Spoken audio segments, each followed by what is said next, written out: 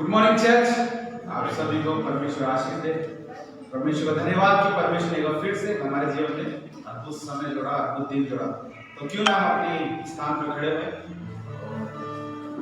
एक लंबी सांस लेते हुए आनंद के साथ, रेस्ट के साथ, है ना, परमेश्वर में सदा आनंदित रहो। और परमेश्वर का वायदा है ना कि सिर्फ आप ट्रस्ट करो जीसस पर, परमेश्वर पर भरोसा रखो और आनंद करो, आराम करो, क्योंकि हमारे नाम में कौन है? प्रभु यीशु मसीह। तो आइए हम उसके गीतों में जाएंगे। प्रभु धन्यवाद करते हैं फिर से प्रभु जी सुंदर से सुबह के लिए परमेश्वर प्रभु जी हर एक गीतों को प्रभु आपके हाथ में देते हैं। प्रभु जी आज की अद्भुत सुबह के लिए प्रभु जी धन्यवाद। यहाँ हर एक जन को प्रभु तेरे हाथों में देते हैं। प्रभु जी आप अगुवाई करें, मदद करें। प्रभु जी इस प्रार्थना को प्रभु यीशु मसीह के नाम से मांगते हैं, आमीन।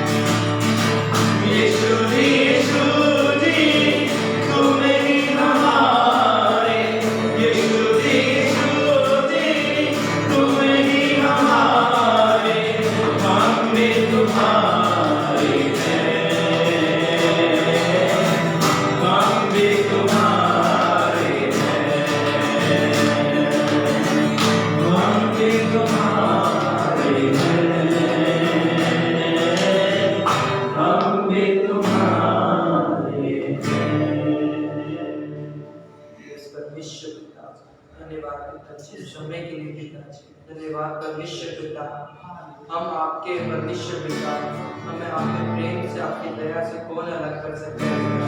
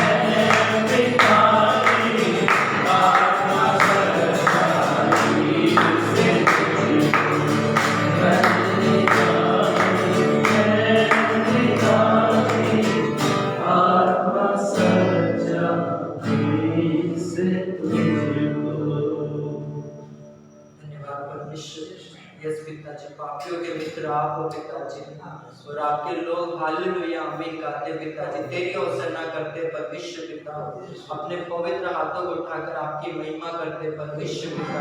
धन्यवाद पिताजी, हमारे बीच में आपकी उपस्थिति मांगते परमेश्वर पिता, हमारे मध्य में आपकी उपस्थिति मांगते परमेश्वर पिता। आपका नाम ऊंचा है पिताजी, आपका नाम सर्वश्रेष्ठ है परमेश्वर पिता। धन्यवाद पिताजी, धन्यवाद परमेश्वर पिता।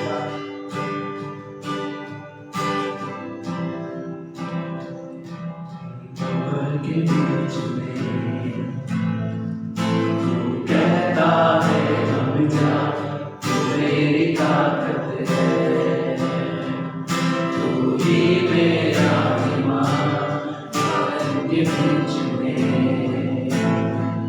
तू कहता है हम जा, तू मेरी ताकत है, तू ही मेरा ईमान।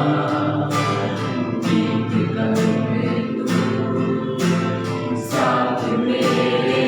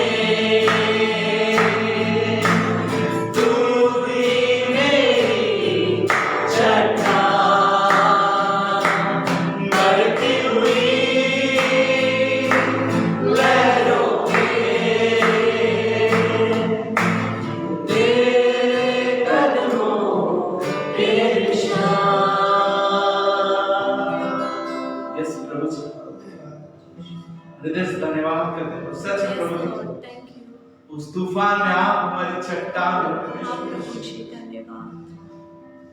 बीमारियों में प्रभु आप कहते हैं, आपका वायदा कहता है उठ खड़ा हो क्योंकि मैं यहोवा राफा हूं। धन्यवाद परमेश्वर जी, आपके नाम की महिमा करते हैं, आपकी तारीफ करते हैं सुबह में परमेश्वर। आप अगुवाई करें प्रभु जी, हम आगे की बात करते हैं, हर एक वचनों प्रभु आपकी आशीष को मांगते हैं प्रभु जी। धन्यवाद प्रभु, हमारे जीवन से आप महिमा लीजिए। धन्यवाद पिता जी, इस प्रार्थना को प्रभु यीशु मसीह के नाम से मांगते हैं, आमीन।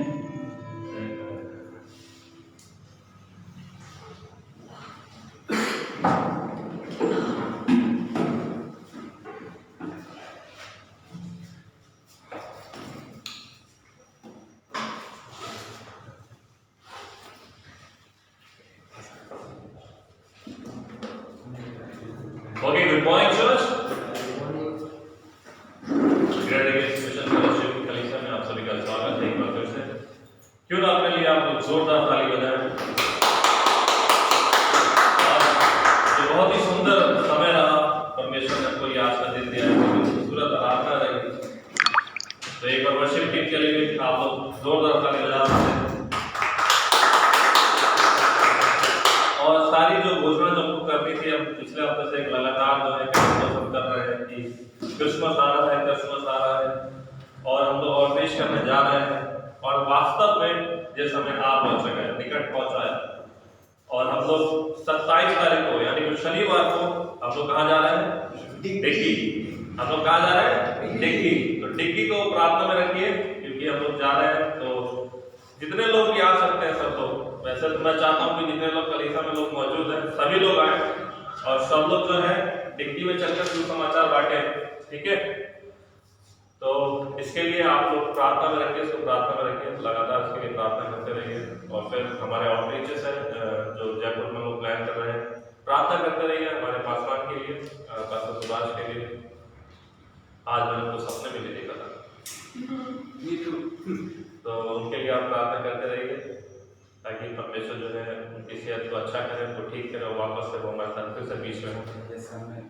और जो ज़रूरतें हैं हमारे चर्च की कि हमें सपोर्ट चाहिए क्योंकि ट्रैक्स हमें नए छपवाने हैं, ट्रैक्स की ज़रूरत है। और क्रिसमस इवेंट के लिए हमें भी प्लान करना है, न्यू ईयर के लिए भी प्लान करना है, तो उसके लिए सपोर्ट चाहिए। तो आप सभी से निवेदन है कि आप लोग बढ़ चढ़ के जो है इसमें हिस्सा लीजिए, इसका भाग लीजिए। और आज बहुत अद्भुत समय है, हमारे बीच में एक ग्रेट ड्रिंक चला रहे हैं, तो क्यों ना उनका जोरदार ताली से स्वागत करा जाए।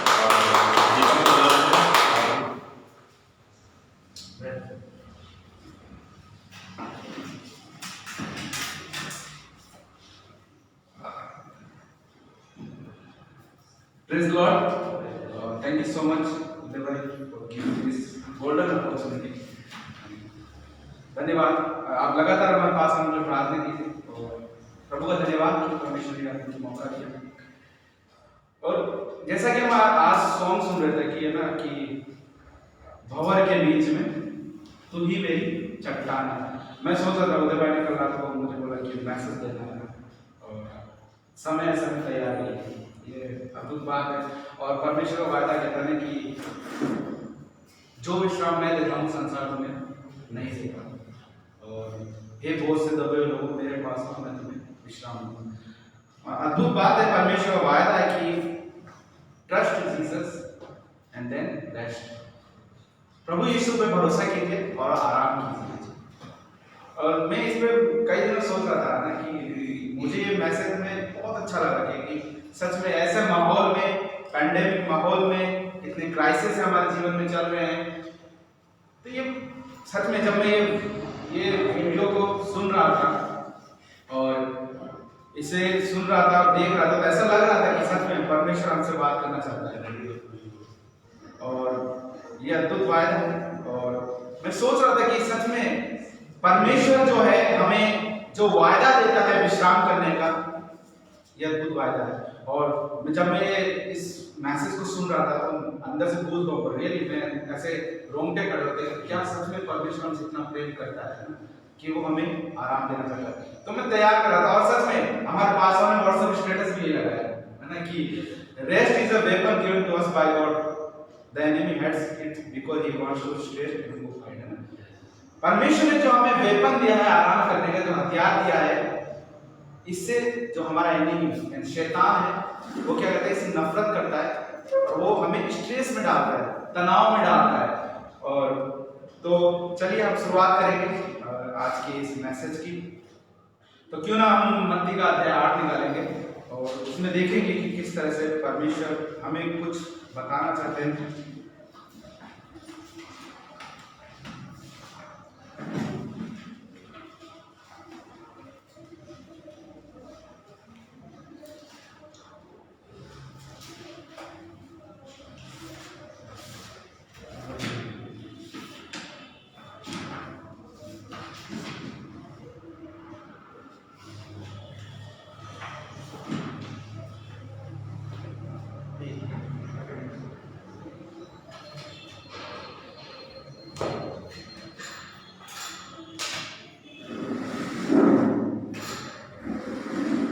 तो कोई भी पढ़ सकता है, हम पढ़ सकते हैं 8 अध्याय से कि परमेश्वर किस तरह से कार्य कर रहे हैं। हाँ, मत्ती 8 से स्टार्ट करेंगे जी। जब वह उस पहाड़ से उतरा तो एक बड़ी भीड़ उसके पीछे हो गई, और देखो एक कोढ़ी ने पास आकर उसे प्रणाम किया और कहा, हे प्रभु, यदि तू चाहे तो तू मुझे शुद्ध कर सकता है। यीशु ने हाथ बढ़ाकर उसे छुआ और कहा, मैं चाहता हूँ तू शुद्ध हो जा। और वह तुरंत ओर से शुद्ध हो गया। यीशु ने कहा, देख, किसी से न कहना, परंतु जाकर अपने आप को याजक को दिखा और जो चढ़ावा उसने ठहराया है उसे चढ़ा, ताकि लोगों के लिए गवाही हो। यस, हम यहाँ पे घटना देखते हैं कि यीशु मसीह चैप्टर 8 में ना कि ऐसे ऐसे कार्य कर रहे थे, लोगों को चंगा कर रहे थे, कोढ़ी व्यक्ति था उसे चंगा कर रहे थे और चेले उस चीज को देख रहे थे, चेले उस चीज को देख रहे थे, उस घटना को देख रहे थे। प्रभु यीशु मसीह जो है वो दैविक स्थिति में होकर भी, है ना, जैसा हम क्लास में पढ़ रहे हैं अभी कि परमेश्वर, प्रभु यीशु मसीह परमेश्वर थे, 100% परमेश्वर का। कई बार हमें असाइनमेंट यही मिलता है कि साबित कीजिए कि 100% मनुष्य, 100% परमेश्वर है। प्रभु यीशु मसीह को पता है कि वो परमेश्वर है और वो 100% परमेश्वर है, लेकिन वो मनुष्य के रूप में थे, उन्हें भी थकान नहीं, वो भी थके। हम देखते हैं कि इस घटना के बाद क्या होता है कि प्रभु यीशु मसीह जब चंगाई देते तो फिर से परमेश्वर के पीछे भीड़ होने लगती है, यीशु मसीह के पीछे फिर से भीड़ होने लगती है। लेकिन इस बार यीशु मसीह क्या करते हैं, रेस्ट, तिब्रियस झील के पीछे बोलते हैं, नाव निकालो, हम चलते हैं। यहाँ पे देखेंगे हम तूफान को शांत करने की घटना जब घटती है तो क्या करते हैं, यीशु मसीह अपने चेलों को लेके नाव पे झील के उस पार चले जाते हैं। और आप सभी को घटना मालूम है, यीशु मसीह क्या करते हैं इसमें, यीशु मसीह क्या करते हैं, आराम करते हैं, आराम। और हम देखते हैं कि किस तरह से प्रभु यीशु मसीह परमेश्वर थे, फिर भी मनुष्य शरीर में वो रहे और मनुष्य शरीर को आराम की जरूरत होती है, आराम की जरूरत होती है ना, कि वो भी थक जाता है ना, और वो आराम चाहिए होता है। और क्या करते हैं वो, इस दौरान वो क्या करते हैं, भीड़ को छोड़कर यीशु मसीह उस नाव पे एकांत में और अपने चेलों के साथ चल देते हैं। और जब वो झील में जाते हैं और चेलों ने उस घटना को देखा है, चेलों ने उस घटना को देखा है कि प्रभु यीशु मसीह इतने बड़े बड़े चमत्कार किए हैं। और यीशु मसीह जब सो जाते हैं तो हम देखते हैं, और पहली बात तो है, रेस्ट को वीकनेस नहीं है ना, ये जो रेस्ट की, मैं वो आराम की बात नहीं, शारीरिक आराम की बात नहीं कर रहा मैं, ये वो रेस्ट है जो परमेश्वर हमें देना चाहता है, जो आराम परमेश्वर में देता है, ये वीकनेस नहीं है।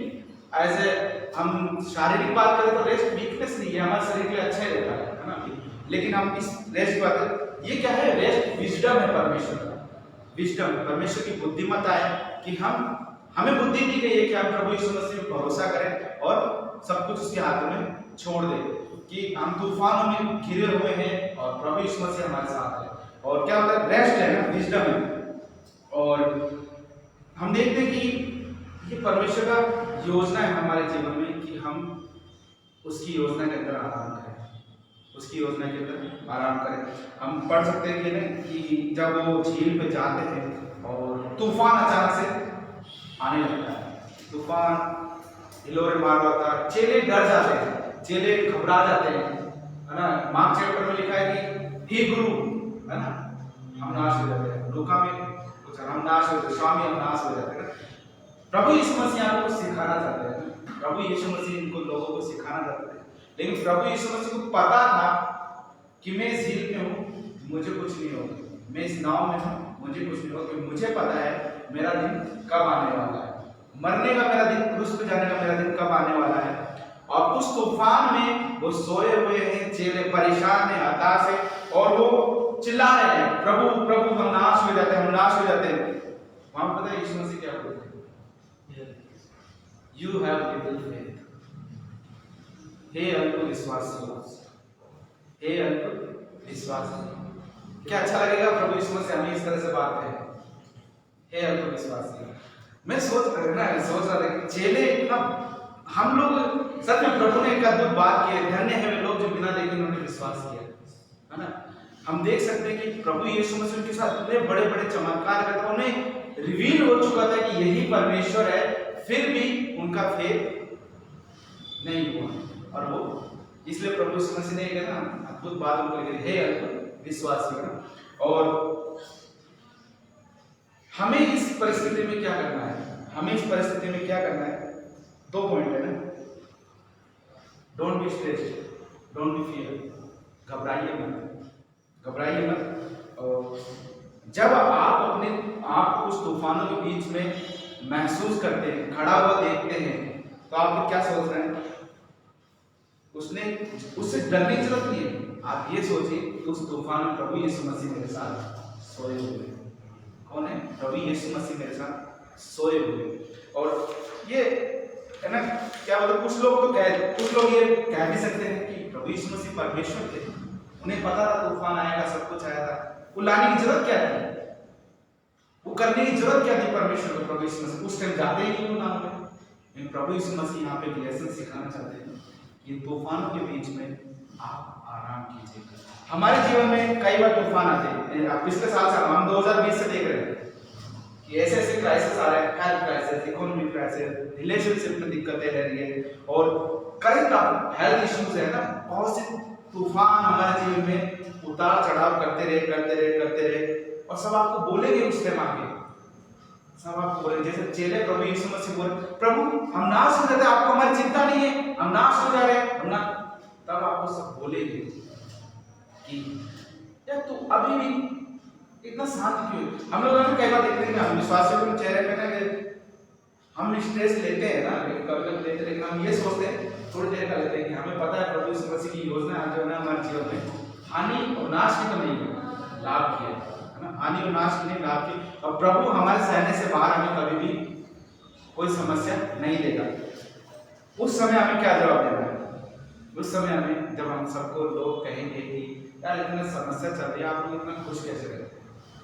सीरियसली मैं आज के जीवन में देखता हूँ लोगों के पास इतना पैसा, इतना सब कुछ है ना, नहीं पता है शांति नहीं, उन्हीं के घर में लड़ाई हो रही है ना। और इतना पैसा होने के बाद मैं सोचता हूँ कि प्रभु धन्यवाद कि आपने हमें चुना, धन्यवाद कि आपने हमें अपनी नाव में चढ़ाया, है ना। यहाँ चेलों ने यीशु मसीह को नाव पे नहीं चढ़ाया, यहाँ पे चेलों ने यीशु मसीह को नाव पे नहीं चढ़ाया, चेलों को प्रभु यीशु मसीह लेके उस नाव पर, उस तूफान में, है ना। हम देखते हैं कि और क्या होता है कि उस समय जब हमें लोग आके कहे कि आपके जीवन में इतनी समस्या तूफान है, तो हम लोगों ने क्या करना है, आनंदित होना है। और आनंदित होने से कहना है मुझे डरने की जरूरत नहीं, क्योंकि जिस तूफान में मैं हूँ उस तूफान में प्रभु यीशु मसीह मेरे साथ आराम करते सो रहे हैं, और यीशु मसीह मेरे नाव में है ना। और यह अद्भुत बात है, परमेश्वर का वायदा मेरी नाव में है ना, परमेश्वर का वायदा मेरे साथ है। प्रभु यीशु मसीह को पता था कि मेरा समय निकट है। अब हम रेस्ट की बात करते हैं, हम कैसे रेस्ट कर सकते हैं प्रभु से, है ना, कैसा प्रभु यीशु मसीह कैसे रेस्ट कर सकते हैं, पता है क्यों? योजना, प्लान।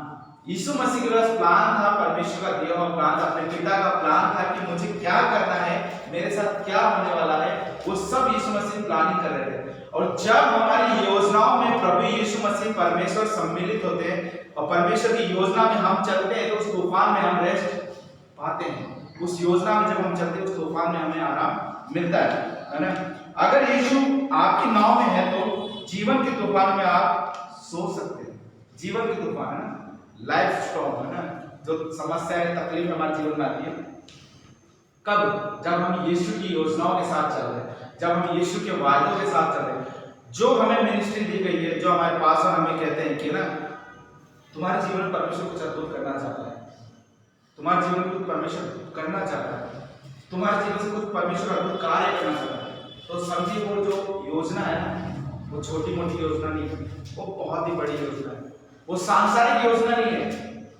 जैसा कि उदय भाई ने हमें पिछले में कहा कि हमारा हर समय युद्ध चल रहा है, प्रभु यीशु मसीह हमारे साथ है और हर समय शैतान के साथ हमारा युद्ध चल रहा है।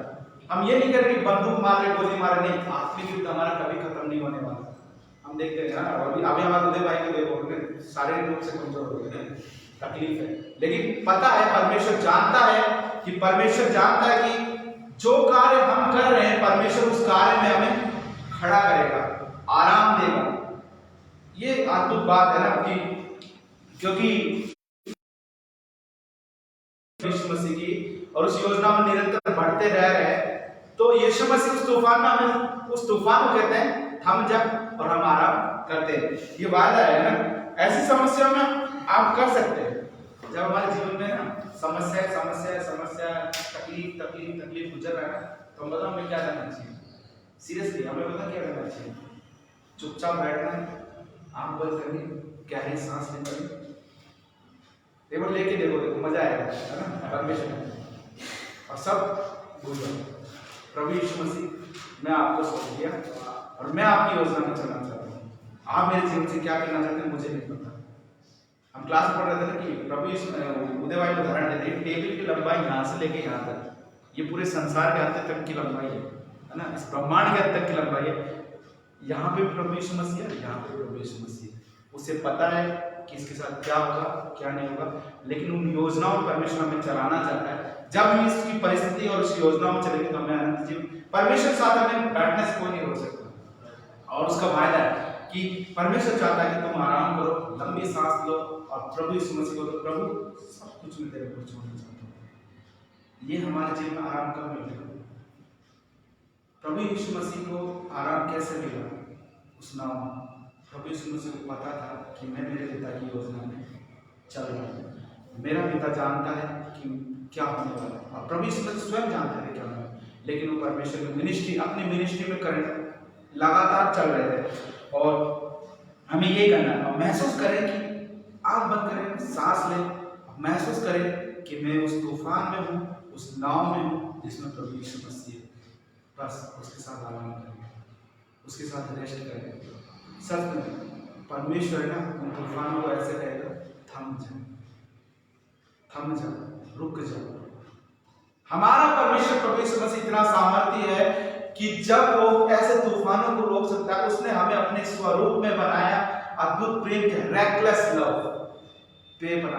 परमेश्वर पागल नहीं है। हम सोचे रैकलेस लव, अगर आप गूगल करेंगे तो पागलपंती वाला प्यार, रैकलेस लव, क्रेजी लव है ना। परमेश्वर पागल नहीं है, परमेश्वर अनुग्रही है और दयावंत है ना। प्रभु यीशु मसीह महाराज इस दृष्टांत में कहते हैं लूका के 5 में ना कि लोग 99 भेड़ होता है, लोग ना ये प्रभु यीशु मसीह है ना, उन लोगों के साथ खाते हैं ना, पापी लोगों के साथ। ये कैसा व्यक्ति है ना, चुंगी लेने वालों के साथ खाता है, इनके साथ खाता है ना।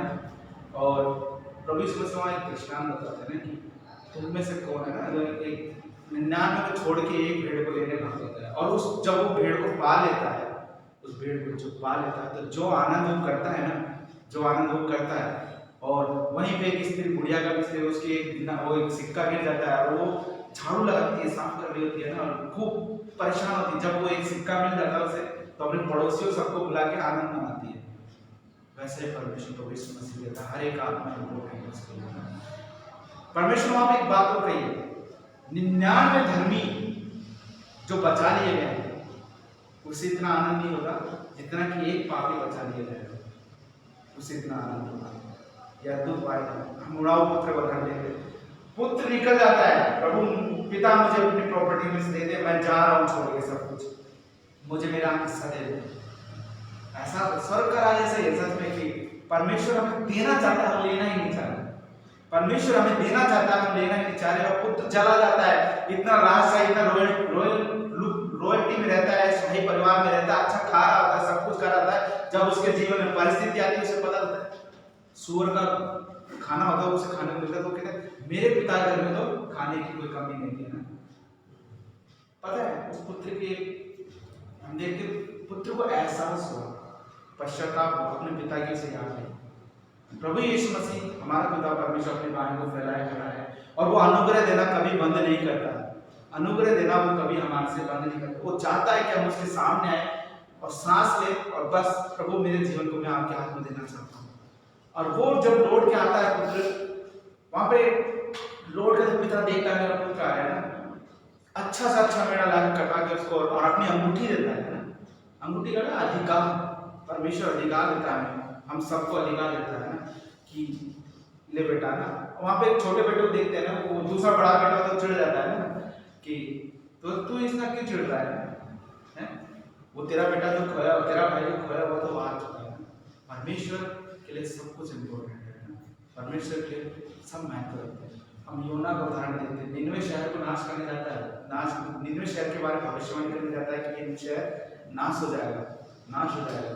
बड़ा चिढ़ा हुआ रहता है परमेश्वर, योजना की बात करते हैं, वो चिढ़ा हुआ रहता है। परमेश्वर उसके जीवन से अद्भुत कार्य करना चाहता है, वो इस योजना से भागना चाह रहा था, उस तूफान से भागना चाह रहा था। भगते भगते जाता है, क्या होता है परमेश्वर उसको स्वयं अपनी योजना में ले लेता है और सिर्फ कहते हैं मगरमच्छ को उसे जानवर के पेट में, मछली के पेट में ले जाता है और 3 दिन बाद उन्हें वापस आता है। फिर वो उसको योजना समझ में आती है, परमेश्वर से मैं कहीं नहीं भाग सकता, गीत है तूने मुझे आगे पीछे घेर रखा है, अपना हाथ मुझ पर रखे रखा है। लहरों में चलो तो तू आए, तूफान में जाऊं तो तू, अधलोक में जाओ तो तू आए, मैं जा कहां सकता हूं? उसकी आत्मा से भग के मैं कहां जा सकता हूं? कहीं नहीं जा सकता मैं उसकी आत्मा से भग के। और वो योना ही कर रहा। और क्या होता है, वो निनवे शहर में जाता है, बड़े क्रूर किस्म के बड़े ऐसे लोग थे वो ना, पता है निनवे का पश्चाताप पूरी बाइबल में उससे बड़ा पश्चाताप किसी ने नहीं। जो पश्चाताप निनवे के लोगों ने किया वैसा पश्चाताप किसी ने नहीं किया। जानवर तक ने काट ओढ़ लिए थे, जानवर तक ने काट ओढ़ लिए थे, है ना। पश्चाताप ऐसे परमेश्वर क्रोध को शांत करता है। जब हम पश्चाताप करते हैं परमेश्वर के क्रोध को शांत कर देता है। परमेश्वर क्रोधित था, नहीं तो बताता नहीं कि है ना कि जाके इनको नाश कर दे, इनके बारे में ऐसी भविष्यवाणी थी, ये खत्म हो जाएगा, इतने दिनों में शायद खत्म कर दूंगा। लेकिन परमेश्वर दयालु, हम क्रोध पढ़े हैं कि परमेश्वर क्रोध करते, लेकिन परमेश्वर प्रेम करने वाला भी।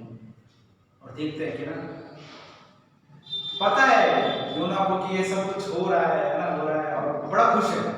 और हम देखते घटना को जाके पहाड़ में बैठ जाता है। मूवी में मैंने ऐसे देखा है कि वो आनंद मनाने कैसे दे देता, अब खत्म हो गया, अब आएगा और बैठ जाता है। खत्म क्यों नहीं हो रहा है? खत्म अब मजा आएगा देखने में। लेकिन पता है वहां पे क्या होता है, उसको गर्मी लगती है ना, वो रेड़ पे भी से रात पेड़ हो जाता है, आराम से वो छाया मस्त आराम से सोता है। और सोने के बाद क्या करता है, जब उठता है पेड़ पर में एक कीड़ा आता है, उसे खा के खत्म कर देता है और उसको धूप लगने लगती है और वो चिढ़ जाता है, चिढ़ेगा, गुस्सा चिढ़ हो जाती है, कैसे है मैंने ये पढ़ा ना। परमेश्वर उसको कहता है तू निनवे के लोगों के लिए सोचता है कि इनको मैं नाश कर दूं, ये क्षण भर का पेड़ था जो तूने भी मेहनत नहीं की, मैंने ही लगाया, और मैं इसमें तू ऐसे हर एक मनुष्य मेरे द्वारा बनाया है, हर एक लोग क्या मुझसे प्रेरणा करूं, क्या मैं उनका अनुप्रेरणा करूं। परमेश्वर ये चाहता है कि हम आराम करें, हम रेस्ट करें। और क्योंकि हम देखते हैं कि हम देखते हैं कि आँख बंद करके ना अपने पास सांस लेते हुए ये सोचते हैं प्रभु यीशु मसीह ने तूफानों में, प्रभु यीशु मेरे नाम में। और ये कब संभव हो पाएगा कि जब हम परमेश्वर की योजना में चलेंगे। योजना से बाहर कुछ नहीं होगा, योजना से बाहर कुछ नहीं। आप सोचे कि ये ना परमेश्वर वायदा है कि हे बहुत से दबे लोगों मेरे पास आओ, मैं तुम्हें विश्राम दूंगा। वायदा है, खुद फायदा है, लेकिन परमेश्वर चाहता भी है कि हम उसकी योजना, यहूदा के बारे में देखते हैं, परमेश्वर की योजना से बाहर हुआ, चला गया, परमेश्वर की योजना से बाहर होकर चला गया, योजना से। एसाव के जीवन में परमेश्वर बहुत कुछ करना रहता है, अपना पैरों का अधिकार खो दिया उसने। सुलेमान परमेश्वर की योजना में था, लेकिन अपनी पत्नी के आवाज सुन के दूसरे देवताओं को पूजा करने लगा, योजना में था। शाऊल परमेश्वर ने भले नहीं चुना, लेकिन परमेश्वर चाहता था कि वो राजा बने, लेकिन वो अपनी ही योजना में चलने लग गया। दाऊद अपनी योजना में चला, लेकिन दाऊद को एहसास हुआ कि मैं उसके भवन और उससे दूर होकर नहीं रह सकता। और वापिस परमेश्वर समझ में आया, परमेश्वर का वायदा है। मूसा चिड़ा इस्राएल को, लेकिन परमेश्वर उसे ही चुना कि तू ही करेगा।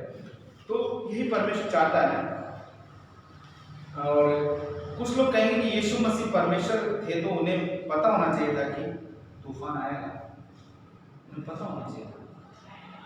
कुछ लोग कहेंगे, लेकिन यीशु को पता था, है ना, यीशु को पता था मुझे इस तूफान में नहीं रहना, लेकिन उसे पता था कि ये परमेश्वर की योजना है और मुझे इस योजना में चलना ही पड़ेगा।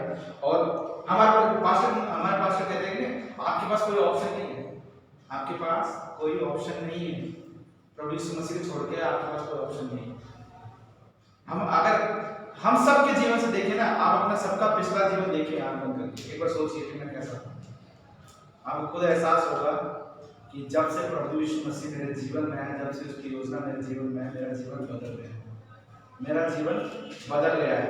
और तूफान जो है ना, आपको मौका देगी, समस्याएं आपको मौका देगी, तकलीफें आपको मौका देगी, पर वो नुकसान नहीं करेगी। मौका हमारे जीवन में तकलीफें समस्याएं आती रहनी चाहिए। हम अय्यूब के बारे में देखते हैं, अय्यूब फिर उसमें सोने से भी अच्छा निखर के आया और भी खराब बन के आया, है ना, उसकी योजना में चल के। तो परमेश्वर हमें यही चाहता है, परमेश्वर हमसे यही चाहता है कि हम आराम करें, just trust in Jesus and take rest, है ना। और because Jesus is my God, है ना, अगर प्रभु यीशु मसीह मेरे गॉड में है तो हमें डरने की जरूरत नहीं है, हमें घबराने की जरूरत नहीं है। उस तूफान में निरंतर बस आराम करना है, और वो आराम नहीं, परमेश्वर की योजना में आराम करना। कौन सा कि मैं आज एक जने को सुसमाचार सुनाया, वो मुझे बड़ा आराम मिला, आज मैंने ट्रैक्स दिया, मुझे बड़ी शांति मिली, ये आराम होना चाहिए हमें, है ना। कि पास्टर सिबली का बहुत अद्भुत उदाहरण है। पास्टर सिबली और ये रियल करते हैं, मैं सोचता हूँ ना कि ऐसे सेवक सब होते हैं। पास्टर सिबली कहते हैं कि 3 लोग मेरे पास आए दास बनने के लिए, बीटीएच कंप्लीट कर लिया उन्होंने, सब कुछ कर लिया, मिनिस्ट्री में इन्वॉल्व भी थे, और बोले पास्टर हम पास्टर बनना चाहते हैं। एक से पूछा, परमेश्वर पास्टर मैंने अपना बीटीएच कंप्लीट कर लिया, मुझे पास्टर बनना है, हमें सेवा में बोलना, बस मन कर रहा है। पास्टर सिबली बोला मेहनत करो। दूसरे बोला आप क्यों बनना चाहते हो पास्टर? उसने कहा कि पास्टर मेरा भाई पास्टर है, सब पास्टर है, मैं बच्चा हूँ, मैं पास्टर बनना चाहता हूँ। अच्छा लगता है मुझे काम करना, बहुत अच्छा लगता है, सुकून मिलता है मुझे।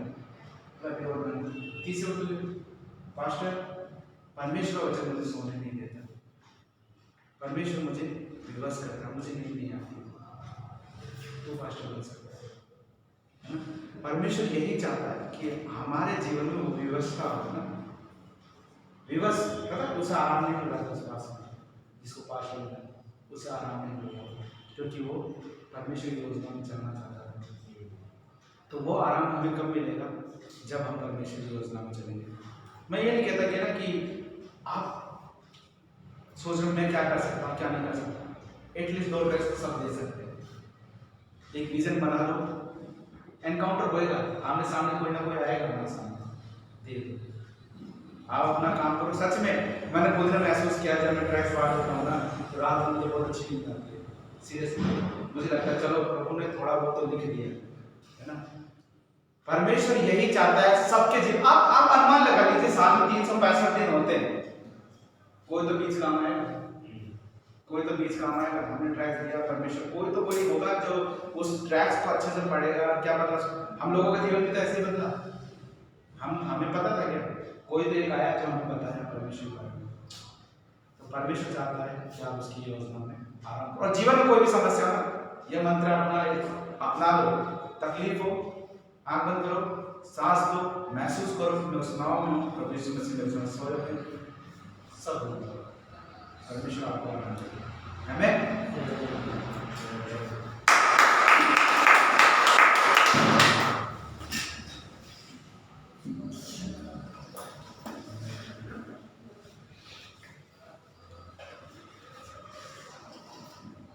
It was good, right? Right? Okay. जोरदार ताली बजाएंगे फिर से। और ये जो संदेश आया था मत्ती के 8 अध्याय 23 से 27 तक, राइट? ओके। जस्ट कुछ कमेंट्स मैं कहना चाहता हूँ संदेश पे कि तूफान था, प्रभु यीशु मसीह थे, नाव थी, वहां पे 6 थे, राइट? और कई बार जब हमारे जीवन में तूफान आते हैं, बहुत तरीके के तूफान होते हैं। कभी कभी आर्थिक समस्या भी एक तूफान होता है, शारीरिक समस्या आते हैं, बीमारी आते हैं, वो भी एक तूफान। जहां पर तूफान है चारों तरफ, जब हम ऐसे समय से गुजरे तो क्या करें? तो कुछ मतलब आग बंद करो और सो जाओ, कुछ करने की जरूरत नहीं है, क्योंकि आप कुछ कर भी नहीं सकते। आप डॉक्टर हो? मैं तो नहीं हूं। बिजनेसमैन भी नहीं हूं। मैं क्या कर सकता हूं? मैं कुछ नहीं कर सकता हूं। वैसे परमेश्वर पे भरोसा कर सकता हूं कि परमेश्वर जो है वो नियंत्रण में है, परमेश्वर साथ में है, तूफान है, लेकिन यीशु मसीह नाव के अंदर क्या कर रहे हैं? आराम कर रहे हैं, सो रहे हैं, होने दो जो हो रहा है। और चेले भी, क्योंकि उनका परमेश्वर प्रभु यीशु मसीह उनकी नाव में सो रहा था। नाव क्या है? वो आपका जीवन है। आप अपने जीवन में भी आप रेस्ट कर सकते हो अगर प्रभु यीशु मसीह आपके जीवन से, अगर आपके जीवन में है प्रभु यीशु मसीह, तो आप भी विश्राम कर सकते हो भवन के बीच में, तूफान में जो है कर सकते हो। और एंडिंग बड़ा अच्छा था कि जो पास्टर शिवैली ने जो कमेंट बोले थे कि बोझ था उसके अंदर, मुझे परमेश्वर की वजह से मुझे सोने नहीं देता, राइट? परमेश्वर की वजह से मुझे सोने नहीं देता, मुझे आराम महसूस नहीं होता। और ये कब होता है? जब परमेश्वर की योजना को आप अपने जीवन में पूरा नहीं कर रहे होते, तो एक बोझ बना रहता है। भले संतान में आप हो, आप पूरा फुल एंजॉयमेंट कर रहे हो, कुछ भी कर रहे हो, लेकिन आपको रेस्ट नहीं मिलेगा, आपको विश्राम नहीं मिलेगा। और जब आप परमेश्वर की सेवकाई करते हैं, सुसमाचार बांटते हैं, तब आपको क्या मिलता है? विश्राम मिलता है, राइट?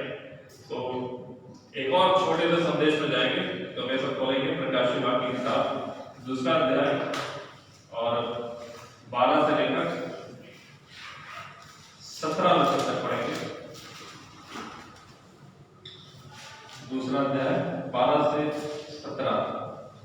फिर गमुन की कलीसिया के दूत को ये लिख, जिसके पास 2 धारी और तेज तलवार है, वह ये कहता है कि मैं ये जानता हूँ कि तू वहाँ रहता है जहाँ शैतान का सिंहासन है। तू मेरे नाम पर स्थिर रहता है और मुझ पर विश्वास करने से उन दिनों मैं भी पीछे नहीं हटा जिनमें मेरे विश्वास योग्य साक्षी अंतिपास तुम्हारे बीच उस स्थान पर घात किया गया जहाँ शैतान रहता है।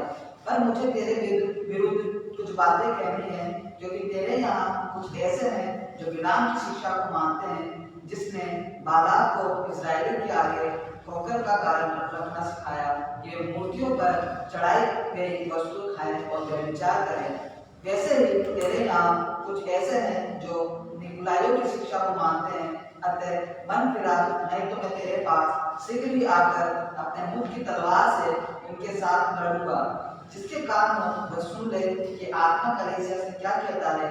जो जे पाए उसको मैं गुप्त मन्ना में से दूंगा और उसे एक श्वेत पत्थर भी दूंगा, और उस पत्थर पर एक नाम लिखा होगा जिसे उसके पाने वाले के सिवाय और कोई नहीं जानेगा। तो यहाँ पे क्या हो रहा है? प्रकाशित वाक्य इस किताब में लेटर लिखे जा रहे हैं। किसको लिखे जा रहे हैं? कलीसियाओं को जो है लेटर लिखा जा रहा है। और यूहन्ना जो है अपोस्टल जो है लेटर को लिख रहे हैं, ठीक है, परमेश्वर की अगुवाई कर रहे हैं और ये लेटर जो लिखे जा रहे हैं, ठीक है। और इस लेटर में मेंशन है आपके 13वां वचन में, मैं यह जानता हूं कि तू वहां रहता है जहां शैतान का सियासत है। कहां पे क्या है? शैतान का सियासत है। तो इस कलीसिया को लेटर लिखा जा रहा है, कहा जाता है मैं जानता हूं तू कहां है, जहां पे क्या है? शैतान का सियासत है। और अभी मेरा बस थोड़ा सा शॉर्ट मैसेज रहेगा और इसको सेकंड पार्ट में कंटिन्यू करेंगे इवनिंग चर्च में। और जो मेरा संदेश का आज शीर्षक है वो ये है कि हम किस सिंहासन के आगे झुकते हैं, at what throne we bow down. कौन से सिंहासन के आगे हम क्या करते हैं? झुकते हैं। और यहां पर एक सिंहासन बताया जा रहा है जिस पर कौन विराजमान है? शैतान जो है विराजमान है। बाइबल में हम देखते हैं जब शैतान पहली बार कब दिखाता है? दर्शाता है जॉब की किताब में, ठीक है, अय्यूब की किताब में। और अदन की वाटिका में जो हम चित्र देखते हैं उत्पत्ति की किताब में, शैतान की यही इच्छा रहती है कि मैं अपने सिंहासन को परमेश्वर के सिंहासन से ऊंचा उठाऊंगा। मैं क्या करूंगा? एक सिंहासन परमेश्वर का है, स्वर्ग में कौन विराजमान है? परमेश्वर विराजमान है, यहोवा परमेश्वर विराजमान है, एक सिंहासन वहां पर है। और शैतान के अंदर घमंड डालता है सिंहासन के प्रति, इसको सत्ता चाहिए होती है, इसको ताकत चाहिए होती है, वो चाहता है कि लोग उसकी आराधना करें। तो वो कहता है अपने मन में घमंड से बोलकर कि मैं अपने सिंहासन को क्या करूंगा? परमेश्वर के सिंहासन से ऊंचा उठाऊंगा। मैं अपने आप को परमेश्वर से ऊंचा उठाऊंगा। और अदन की वाटिका में जब आता है और आदम और हव्वा से मिलता है, तो आदम हव्वा से कहता है कि परमेश्वर ने कहा है, क्या वास्तव में परमेश्वर ने कहा इस पेड़ के फल को मत खाना? परमेश्वर झूठ बोलता है, जिस दिन तुम इस पेड़ का फल खाओगे तुम परमेश्वर के समान हो जाओगे। अपनी इच्छा को क्या कर रहा है? आदम हव्वा पे थोप रहा है। ये मेरी इच्छा है परमेश्वर जैसा होना, तुम किसके समान हो जाओगे? परमेश्वर के समान हो जाओगे। और ये आदम हव्वा से कहता है, और हव्वा उसकी बात में आ जाती है, हाँ देखने में तो लुभावना है, ये तो देखने में कितना अच्छा लग रहा है, कितना स्वादिष्ट होगा, क्यों ना इसको फल को तोड़ के खा ले। और फिर आपको पता है कि उत्पत्ति की 3 अध्याय में क्या होता है कि आदम और हव्वा दोनों जो है वो पाप में गिर जाते हैं। शैतान ने अपने सिंहासन का बीज वहां पे बो दिया, और वो बीज आज भी हमारे अंदर है, जिसको हम कहते हैं इनहेरिटेड सिन या इम्प्यूटेड सिन, थोपा हुआ पाप हमारे अंदर। और जो हमारे अंदर हमारे वंश से जो पाप चलता आ रहा है, हमारे जो ब्लड के अंदर है, हमारे अंदर एक चीज है जो जहर से भी ज्यादा खतरनाक है, वो है पुराना पापी स्वभाव। जो पुराना पापी स्वभाव है हम सबके अंदर, वो अपने सिंहासन से एक बीज बोता है जो हमारे अंदर जाता है और वो हमारे अंदर बना रहता है। और पुराना पापी स्वभाव आज भी हमारे अंदर मौजूद है। उसकी इच्छा क्या थी कि मैं अपने सिंहासन को परमेश्वर के सिंहासन से ऊंचा उठाऊंगा। आदम और हव्वा उस सिंहासन के आगे झुक जाते हैं और पाप में गिर जाते हैं। लेकिन परमेश्वर के पास योजना है, परमेश्वर के पास हमें बचाने के लिए उसने पहले से योजना बना के रखी हुई है। यिर्मयाह की किताब 43 वर्ष नंबर 10 43 और 10 वचन।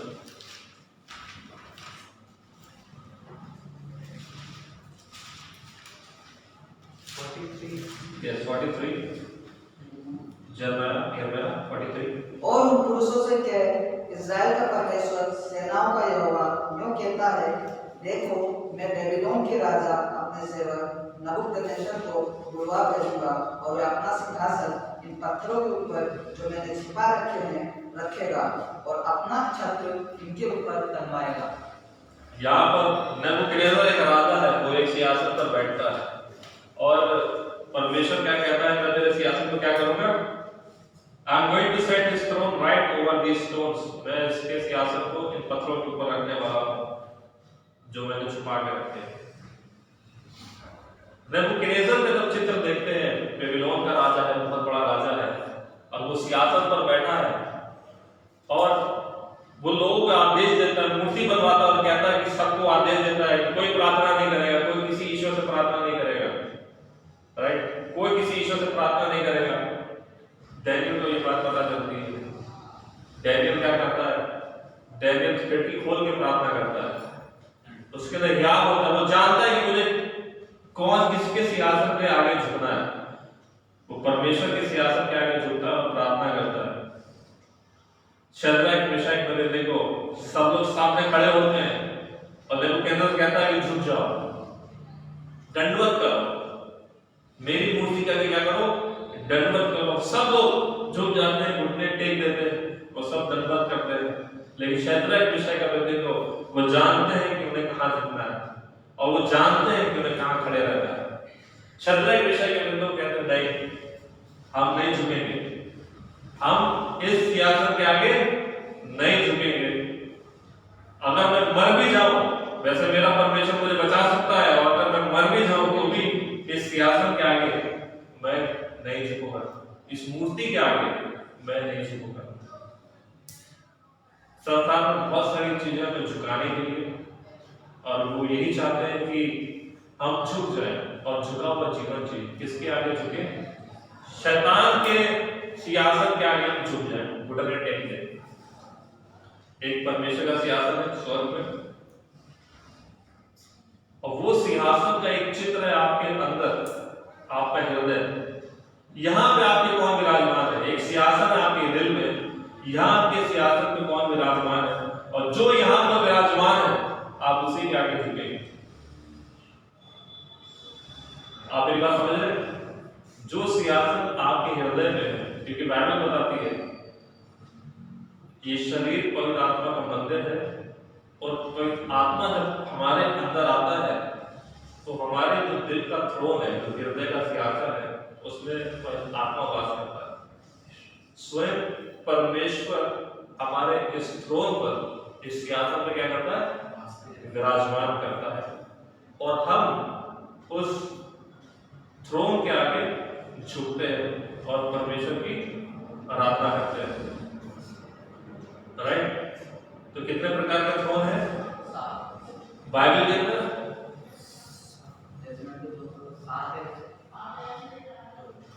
अलग अलग थ्रोन है, और ये सारे थ्रोन के बारे में आज शाम हम लोग शाम में कलीसिया में बात करेंगे। ठीक है? आमेन।